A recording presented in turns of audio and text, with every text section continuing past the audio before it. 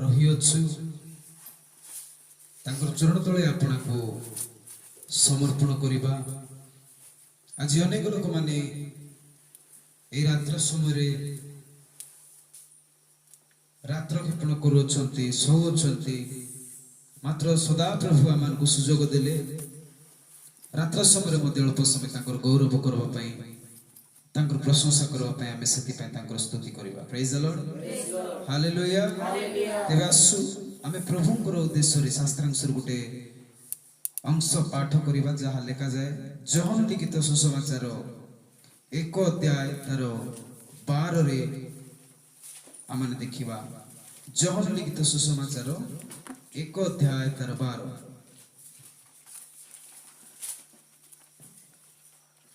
के जणी पढिबार सहायता करंतु। मात्र जेते लोक ताहाको ग्रहण कले अर्थात जेउ माने तांको नामरे विश्वास कले से समस्तंकु से ईश्वरको संतान हेबा निमंते अधिकार देले। Praise the Lord, hallelujah. परमेश्वरको वाक्य लेखा जाइछि जेते लोक तांको ग्रहण कले ओ जेउ माने तांको नामरे विश्वास कले से समस्तंकु से ईश्वरको संतान हेबा निमंते अधिकार देले। Praise the Lord. परमेश्वरको वाक्य लेखा जाए सदा प्रभु अनेक लोक मान को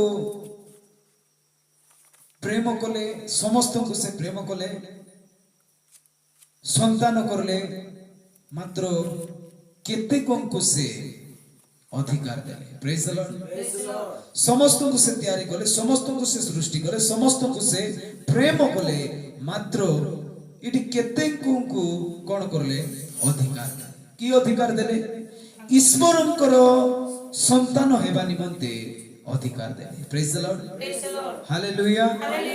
अधिकार संतान हेबाटा मुख्य विषय नुहे मात्र अधिकार प्राप्त हेबाटा मुख्य विषय। Praise the Lord. संतान हेबाटा इंपोर्टेंट नुहे मात्र संतान हेई अधिकार पाइबाटा इंपोर्टेंट। इटी लेखा गला सदा प्रभु कोन कले जो माने तांको ग्रहण कले ओ विश्वास कले से समस्त को ईश्वर को संतान हेबा निमंते अधिकार देले। Praise the Lord. आज जगत रे आमे देखियो प्रकृत रे आज अनेक क्रिश्चियन अछंती परमेश्वर को संतान संतति अछंती किंतु अधिकार पाइथिबा लोक माने अति अल्प लोक आमे पृथ्वी मध्य रे देखि पारु। Praise the Lord. अनेक लोक माने ईश्वर को संतान हेई पारंती मात्र अधिकार प्राप्त लोक माने आमे अति अल्प लोक को आमे देखि था। ते परमेश्वर को वाक्य लेखा गला आमे जेते बेले ईश्वर को संतान हेयछु पुनी प्रभु को वाक्य लेखा जाईछि आमे ईश्वर को निजस्व प्रजा हेयछु। Praise the lord. कोन हेयछु ईश्वर को निजस्व प्रजा हेयछु जा लेखा जाए फिलिपियो पुस्तक 3 तार 20 रे आमे ईश्वर को प्रजा हेयछु तांकर लोक हेयछु तांकर संतान हेयछु तांकर संतति हेयछु। फिलिपियो 3 तार 20 जे काटलो जल्दी पढ़िबा।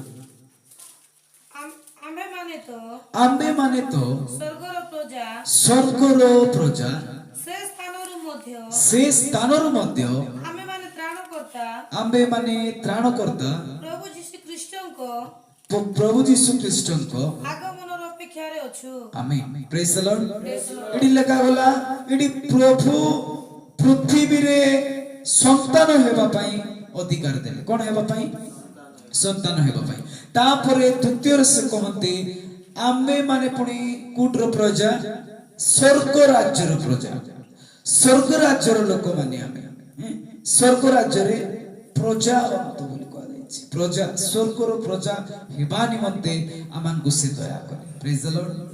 स्वर्ग राज्य रे जीवाटा केते कष्ट तथापि प्रभु जो माने ताको ग्रहण करंती तांको ठारे विश्वास करंती से समस्त को तांकर संतान हेबार तांकर राज्यर प्रजा हेबार अधिकार देवे प्रेज द लॉर्ड हालेलुया तेबे आज आमे निश्चित भाव रे जानि था आज अनेक क्रिस्टियान अछंती किंतु समस्त क्रिस्टियान ईश्वरंकर संतान संतति बोली से माने निजे कहउछंती मात्र प्रभुंकर दृष्टि रे आमे देखबा निजे चिंता करबा आमे परमेश्वर संतान संतति हेबार योग्य अधिकार पाइछु की प्रेज द लॉर्ड हालेलुया आमे परमेश्वर संतान संतति हेबार अधिकार पाइछु की आमे कोन करबा को पड़बो आमे निजे जानबा को पड़बो तेबे आमे कोन कले आमे ईश्वरंकर संतान होई परिबा आमे कोन करले आमे प्रभुंकर प्रजा होई परिबा अल्प विषय आमे ध्यान करिबा मो सहित खला करंतु रोमियो पुस्तक 12 अध्याय तार 2 आमे कोन कले तांको संतान होई परिबा रोमियो पुस्तक 12 अध्याय तार 2 रे लिखा जाईछि समस्त विषय तुम्बे माने एही वर्तमान जुगर अनुरूपी हो नाही किंतु जेपरी तुम्बे माने ईश्वरंकर इच्छा कोन अर्थात उत्तम सुग्राय ओ सिद्ध विषय कोन एहा परीक्षा करी जानि पारो एथि निमंते आपना मनर नूतनकरण हां द्वारा परिवर्तित हो आमेन प्रेज द लॉर्ड एडी प्रथम विषय लेखा गला आमे केंती हेले तांकर संतान होई परिबा ए जगतर अनुरूपी आमे हेबार नै जेतेबेले जगत को आमे अनुसरण करूछु फॉलो करूछु आमे ईश्वरकर संतान संतति होई परिबा नै जेतेबेले आमे ईश्वरकर विषय चिंता करूछु ईश्वरकर अनुसरण करूछु ईश्वरकर पछरे गमन करूछु वाक्य द्वारा चलुछु तेबे जाई आमे ईश्वरकर संतान होई परिबा कोन करले आमे ईश्वरकर संतान होई परबा ए जगतर अनुरूपी हेबा नाही ए जगतर रंग रसरे पडिबा नाही ए जगतर सहित आपना जीवनर ताल मिलाई करी न चलवार अछि तेबे जे आमे ईश्वरंकर संतान होई परिबा तापर प्रभुंकर वाक्य रे लेखा जाईछि आमे असमान ज्वाली सहित जचा न जीवार अछि प्रेज द लॉर्ड कोन हेबा पई हेले ईश्वरंकर संतान हेबा पई हेले असमान ज्वाली रे आमे जचा न जीवार अछि असमान ज्वाली रो अर्थ आमे याडे क्रिश्चियन हेतिबा जोड़ा कि प्रभुंकर दृष्टि रे घृणा योग्य विषय सही काम को जदी करिबा आमे केबे मध्ये ईश्वरंकर संतान बोली गणित होई परिबा नै काई कि असमान ज्वाली आत्मिक रास्ता अलगा और शैतान रो काम अलगा आत्मिक काम अलगा और शैतान रो रास्ता अलगा ए दुईटा भितर आमे कोन करबार अछि समान समान ज्वाली हेले आमान को चालीबा पई मध्ये ठीक थिबो सेति पई लेखा गला असमान ज्वाली सहित जचा न जा असमान ज्वाली गले कोन जानि छथि उदाहरण गोटे देबी जदी हलो करबार अछि हलो जदी बुलाइबार अछि बोले गोटे गाय को आरी छोट कुकुर को करले हेबो कि नै प्रेज द लॉर्ड हलो जदी करबा गोटे गाय को आर गोटे कुकुर को करले हेबो कि नै हेबो काहे कि हेबो नै असमान ज्वाली ज्वाली कुकुर हेले करवार अछि नै बोले गाय हेले करवार अछि तेबे जाई हलो करी हेबो ज्वाली धरि हेबो प्रेज द लॉर्ड असमान ज्वाली सहित जचा न जाओ आमे ए जगत प्रति आ जगत ठारू अपना जीवन को आमे पृथक करवार अछि ए जगतर ठारू किछि विश्व को आमे त्याग करवार अछि तेबे जाई आमे ईश्वरकर संतान होई परिबा ए जगतर मंद कार्य ठारू पृथक हेबार अछि तेबे जाई आमे कोन होई परिबा ईश्वरकर संतान संतति आमे माने हेई परिबा प्रेज द लॉर्ड କାରଣ ପରମେଶ୍ୱର ତାଙ୍କର ସନ୍ତାନ ସନ୍ତତି ହେବା ନିମନ୍ତେ ଗୋଟେ ସର୍ତ୍ତ ରଖିଛନ୍ତି। କି ସର୍ତ୍ତ? ଆସ ଆମେ ଦେଖିବା ଦ୍ୱିତୀୟ କୋରିନ୍ଥୀୟ 6 ଅଧ୍ୟାୟ ତାର 14 ରୁ 17 ପର୍ଯ୍ୟନ୍ତ ଆମେ ଧୀରେ ଧୀରେ ପଢି ନେବା। ଆମକୁ ପ୍ରଭୁ ଗୋଟେ ପ୍ରତିଜ୍ଞା ଦେଇଛନ୍ତି, ଗୋଟେ ପ୍ରତିଶ୍ରୁତି ଦେଇଛନ୍ତି। ଦ୍ୱିତୀୟ କୋରିନ୍ଥୀୟ 6 ତାର 14 ରୁ 17 ପର୍ଯ୍ୟନ୍ତ ଆମେ ପଢିବା।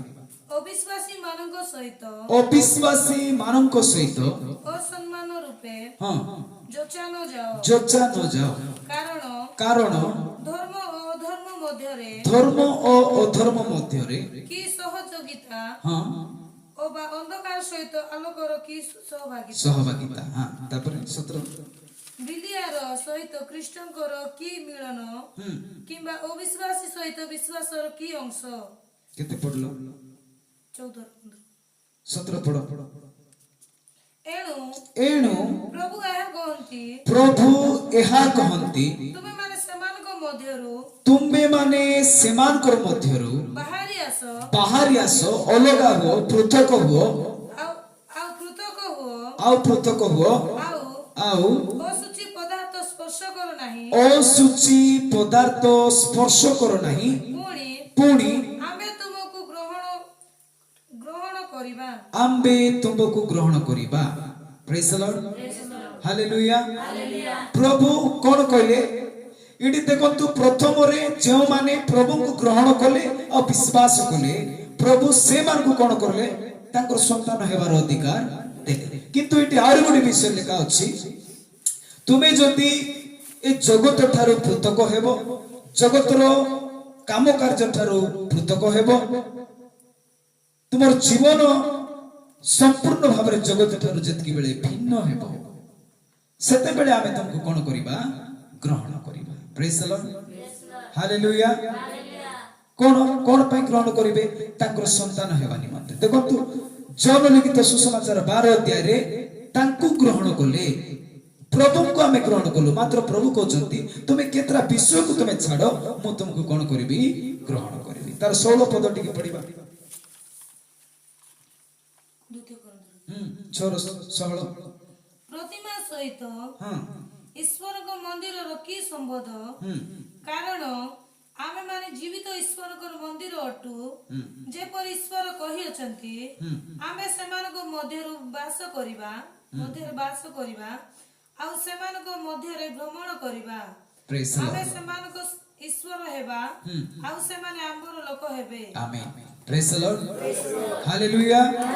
ପ୍ରଭୁ କହନ୍ତି, ଆମେ ଯେତେବେଳେ ସମ୍ପୂର୍ଣ୍ଣ ଏ ଜଗତ ଠାରୁ ଅଲଗା ହେଇଯିବା, ଜଗତର କାମ କାର୍ଯ୍ୟ ଠାରୁ, ରଙ୍ଗରସ ଠାରୁ ଆମେ ଅଲଗା ହେଇଯିବା, ପ୍ରଭୁ ସେତିକି ବେଳେ କହିବେ, ଆମ୍ଭେ ତୁମର ପରମେଶ୍ୱର ହେବା ଆଉ ତୁମେ ଆମର ଲୋକ ହେବ। ପରମେଶ୍ୱର କହୁଛନ୍ତି, ତୁମେ ଆମର ଲୋକ ହେବ। କେତେବେଳେ ହେଇପାରବା? ଯେତେବେଳେ ଆମେ ଜଗତର ମନ୍ଦ କାର୍ଯ୍ୟ ଠାରୁ ପୃଥକ ହେବା, ଯୋଉଟା କି ପ୍ରଭୁଙ୍କର ଦୃଷ୍ଟିରେ ଘୃଣାଯୋଗ୍ୟ ବିଷୟ, ତହିଁରୁ ଯେତେବେଳେ ଆମେ ପୃଥକ ହେବା, ଅଲଗା ହେବା, ପ୍ରଭୁ ଗ୍ରହଣ କରି କହିବେ, ଏବେ ଠିକ ହେଲା, ତୁମେ ମୋର ଲୋକ ଆଉ ମୁଁ ତୁମର।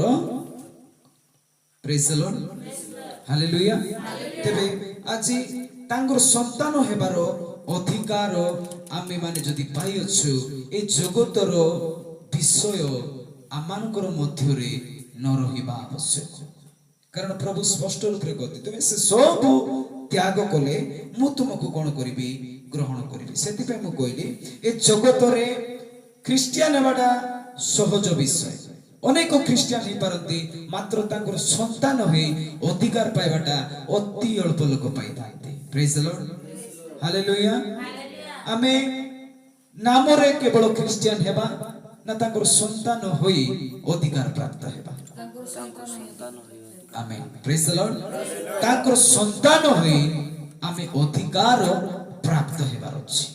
ସେତେବେଳେ ସବୁ ଅଧିକାର ଯେତିକି ବେଳେ ଆମେ ପ୍ରାପ୍ତ ହେଇଯିବା, ଆମେ ସମ୍ପୂର୍ଣ୍ଣ ଭାବରେ ପ୍ରଭୁଙ୍କର ସନ୍ତାନ ସନ୍ତତି ଆମେ ହେଇପାରିବା। ତେବେ ପ୍ରଭୁ ଅନେକ ବିଷୟ ଅଛି, କିନ୍ତୁ ସମୟ ଅଭାବ ଦ୍ୱାରା ଆପଣମାନଙ୍କୁ ମୁଁ এই গোটি বিষয় উৎসাহিত করিবা পাই চাহে। প্রভুଙ୍କର ବାକ୍ୟରୁ ଯେତେବେଳେ ଆମେ ତାଙ୍କୁ ଗ୍ରହଣ କଲୁ, ବିଶ୍ୱାସ କଲୁ, से आमको तांकर संतान हेबार अधिकार देले किंतु आज अनेक तांकर संतान हेतिबा सत्वे मध्य जगतर अनुरूपी हे जगतर पछे चली जगत को अनुसरण करी से अधिकार को हराई बसी अछंती प्रेज द लॉर्ड सेति पाई आमे आमानकर जीवन जदि आमे सेही परि अछु आज प्रभु को ठारे समर्पण हेबा प्रभु को ठारे प्रार्थना करिबा आ कहिबा प्रभु मते तमे क्षमा करो तमे जो अधिकार मते तमे देथिलो ता मु पुनर्बार मु पाई प्राप्त हेबा पई इच्छा करे मते तमे दया करो तेबे ए समस्त विषय आमानकर हृदय रखिबा आ आगो को बढ़िबा प्रभु समस्त को प्रचुर भाव रे वाक्य दि आशीर्वाद करंतु।